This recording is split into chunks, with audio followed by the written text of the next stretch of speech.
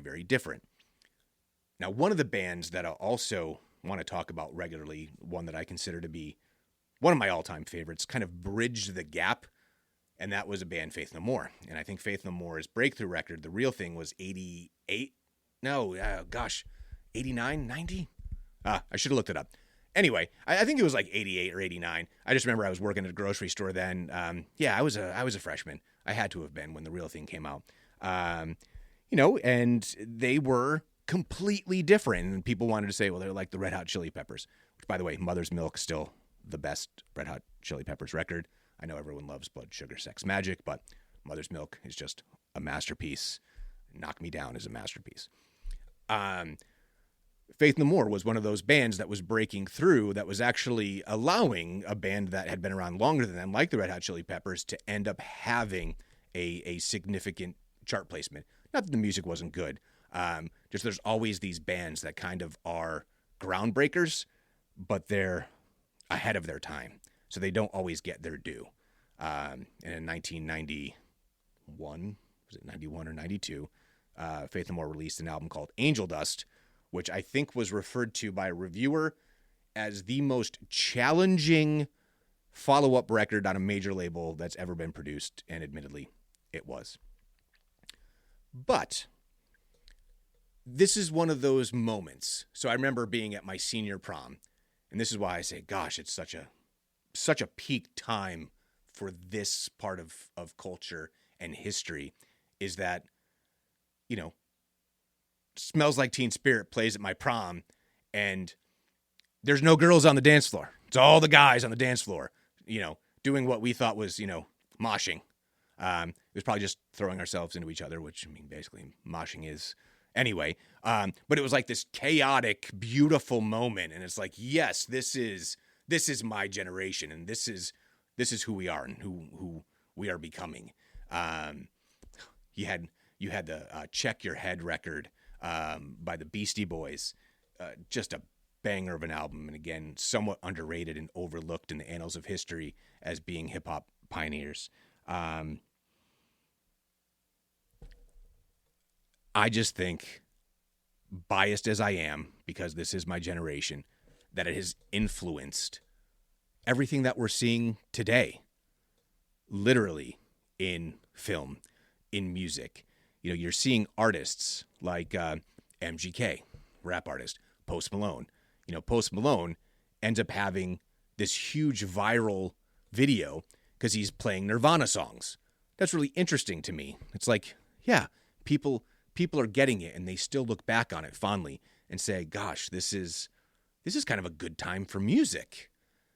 But for me, I also don't want it to be lost that so much of my youth has a whole genre of music that is belittled and kind of dismissed, even though I think there were so many great songwriters who were doing all that hair metal stuff. So as much as the grunge thing was important and certainly had an influence on me, and the music that I was interested in, I don't want it to be forgotten that there was, dominance in hair bands, going back to Metal Health. So Quiet Riot, which everyone expected Quiet Riot was going to be the kind of like the big band, right? They sold all these records. And not too long after, you have Def Leppard and the Pyromania album, which the only reason it didn't go to number one was because of Michael Jackson's Thriller. I think that thing sold like 10 or 12 million albums in was it 86, something like that? Really significant, these bands. And the bands that are of that era that do stadiums, there's like two of them. There's Def Leppard, and there's Bon Jovi. And both of those bands aren't exactly hair bands, but they are certainly of that generation. And, it's some good music. I know a lot of people don't think that, from the early 80s that the Journey and the Foreigners are any good. And I think that's great music as well. Some of it's a little cheesy, of course it is, but there's always going to be cheesiness in music. There's even some of the stuff now that I look back on that I thought was really, really hip in 91, 92, 93. And so, it's a little corny.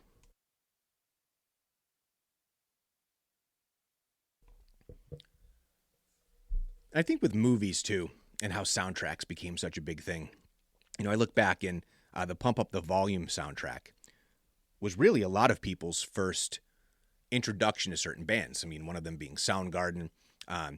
Certainly Rollins had now separated off from Black Flag, Henry Rollins. Also some great records there as well. But the soundtracks were so important. Everything from Singles to Reality Bites, like I mentioned, but the Pump Up the Volume one was great. The movie soundtracks from all the Quentin Tarantino movies, the Pulp Fiction one became a huge phenomenon. I just want everyone who's listening to this to know that if you're into hair bands, we are going to cover it. If you're into grunge, if you're into metal, if you're into the progressive stuff, Dream Theater. I just feel like we're going to have to do an episode on Dream Theater at some point. I'm not a huge, lover of the band necessarily, but I know that's a whole generation of artists that were influenced by that. It's funny. I was thinking about those changes in music. So I was in bands. I was in bands from the time I was in, 7th grade. We played a dance, and then we did a talent show. I completely stunk at the talent show. It's still an embarrassing thing. I need to get over it. I'm an old man. I'm going to have a guest on the show in a couple of weeks that he was there. So if Justin is hearing this, and I hope that he is, Justin Piccirillo and I, we were in bands, in different configurations of people, from really those early teens into late teens. And I remember how the music choices that we made continue to change and evolve. Because if you're a cover band, you have to be doing things that are interesting. So at one point, we're doing things like, Tesla. All the guys were really into Tesla. I appreciate them much more now than I did then. And I wanted to do like Warrant and Poison. But then we start moving into like stuff like Queensryche and Metallica and Pantera, and then Judas Priest, because that Painkiller record. And then we're in a band where we're trying to create our own things. And I'm really influenced at this point by, Mike Patton and Phil Anselmo, even Rob Zombie, and, trying to do something really different there. And also, what is the name of it? That second Living Colour record. I was really influenced by that. I thought it was brilliant and such a departure for them. But even what we were doing had to keep changing because we were interested in different things. And I remember at one point, I was really into the classic rock stuff. And so were all the guys, but like I wanted to do like Queen, so we ended up having a keyboard player at one point. I wish we had done Queen, but it was kind of like poo-pooed. It's like, we're not going to do Queen. I want to do Cheap Trick. No, we're not going to Cheap Trick. I want to do the Cars. Like, no, we're not going to do the Cars. And then Wayne's World comes out. Again, soundtracks, right? And Bohemian Rhapsody is like still on the singles charts today. We did a look at the top 200 on Spotify songs. Bohemian Rhapsody is on the list. So after that came out, then everyone's like, hey, yeah, let's do Queen. But we continuously evolve just as a culture, and that means musically and art and all that. But in the latter stages, the whole grunge thing, and I wouldn't say it's a regret. It's one of the things I don't want to delve into doing the podcast is anything that's regretful. They're simply experiences, positively or negatively. But I was in bands, like I said, with Justin, and I ended up answering an ad in, I don't even remember what the paper was. I think it was out of New Britain. And there was a post for these guys. They're in a punk band. They were looking for a lead singer. I responded to the ad. I sent them some stuff. They sent me some stuff. I ended up going, jamming with them, and okay, I'm going to join this band. I'm not going to use the name right now because it didn't have a good ending. But I'll get into that probably in a whole another episode. So anyway, around this time, Justin had started another band. And again, I'm not going to mention their names at this point either. And, he asked me to come and jam with them, asked me to come sing with them. And the main songwriter, the lead guitar player, and, he was, singing and playing, which is sometimes a really difficult thing to do. And he was actually quite good at it, but he was going to focus on guitar, and they were going to, I didn't realize I was auditioning. Let's put it that way. I just thought I was going to jam. Hey, learn these songs. So I went ahead and I did the songs, and I remember Justin calling me. He's like, hey, dude, you want to join the band? Everyone agreed, and I'm like, wow, that's, looking back on it, what a flattering thing. Like the guy who writes the music, who sings the music is inviting you to join his band. But they were a prog rock band, and I was a artist. Not that they weren't artists, but I thought of myself as an indie underground artist, and I was going to go out and do this punk rock thing because it's kind of like this goth punk thing, and it's really different. It's kind of like, Pissed meets Misfits with some modern stuff in there, because I was listening to, Rage Against the Machine just as much as I was going ahead and listening to Black Flag, and it's like, okay, I'm going to do this thing. And it's all because of that's where things I thought were moving, right? And that's how we get caught up in cultural phenomenon, and that's how fads are, and that's how trends are. And I look back on it and I say, well, what would have probably been the better play for me, not only as a musician, as a singer, as an artist, as a performer, which one would have actually been better for me? Looking back on it, I have one of my oldest and dearest friends who I played with forever as a member of the band, or I have these people that I don't really know very well, and they're like 10 years older than me, and I don't love the music, but I'm contributing lyrics, so I'm like, okay, I'm making them my own. So I look back on it and I go, wow, I got swept up in that whole thing, that whole movement away from metal into grunge and post-punk and goth, which then kind of became emo. And it's such a silly thing, but I look back on it, and that's how the whole world was. Like, one minute you have all these kids who are dressing, I don't know, remember Eastlands and, pegged pants, pegged jeans and like sweater vests and, just ridiculous when you look back at it. And the girls with the big hair. And then everyone's wearing flannel. And everyone is, growing their hair a different way. And everyone's got a soul patch, because that was the cool thing. Because Matt Dillon in Singles, he had a soul patch. And Eddie Vedder had a soul patch. So I look back at it, and you can't help it. You're a kid. You're a teenager. You're in your late teens, your early 20s. You're trying to find your way.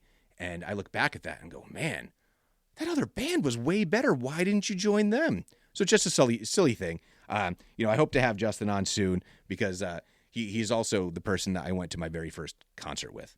And I'd love for that to be a topic here on the show. So I've been rambling on and on here for about 40 minutes. Now, my goal is to have approximately 1 hour episodes. But with that, I'm hoping to have guests and singular topics so that I'm not as all over the place as I am with this one. Just kind of feeling it out and kind of shooting from the hip at this point and whatever pops into my head. But certainly conversation makes that so much easier. So some of the things that I hope to talk about. There was this resurgence in classic rock. There were some kids that I know who weren't listening to any of the modern stuff at all. They didn't care about hair bands. They didn't care about grunge. They didn't care about punk. They cared about Led Zeppelin and Eric Clapton and all those bands. Kansas. So that's a focus, because I have a very good friend of mine who was always listening to that music. And then oddly enough, but I totally relate, he was also listening to some of the early rap stuff too, which is curious, like classic rock and rap, not modern rock and rap. There's also a couple of segments that I plan on having, and some of them, one of them in particular is a blatant ripoff. So one of my favorite podcasts is Talk is Jericho, AEW wrestler, some people know him from WWE, Chris Jericho. But his topics are not just wrestling related. It's wrestling and music, because he also has the band Fozzy. He does films. He's good friends with Kevin Smith. He talks about the occult and the paranormal and just interesting topics in general. But he has a recurring segment, and I'm not going to use his name for it, but basically it's pitting two albums against each other. What I'm going to call it is the Record Rumble. Completely different than what he calls it. Anyway, I think that's a fun thing. I have particular guests that I know share a certain affinity for certain bands, and we take a couple of albums from those bands and we compare them side by side and give our thoughts and our feedback. There's also a segment that I have that's called Musical Highlander. There can be only one. So it's kind of a word association in a way, where I give two bands. And I think the one that comes up, and we just